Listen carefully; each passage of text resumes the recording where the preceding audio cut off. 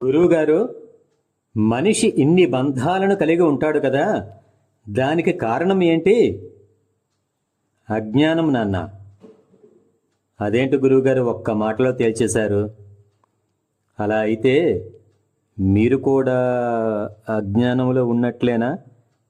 ఏ లెక్కన నాన్న?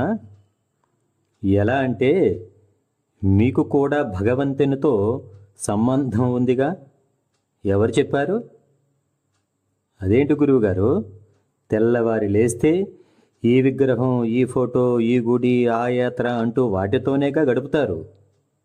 అయితే అయితే ఏంటండి, నిరంతరం ఇన్ని చేస్తూ భగవంతునితో సంబంధం లేకుండా ఎలా?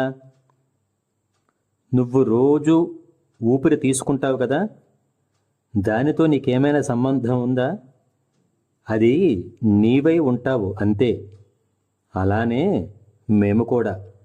ఎందుకంటే ఆ ఊపిరి కూడా ఒకరోజు మా నుంచి దూరమైపోయేదే.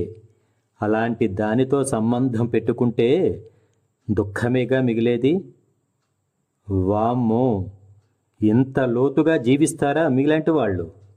జై హింద్.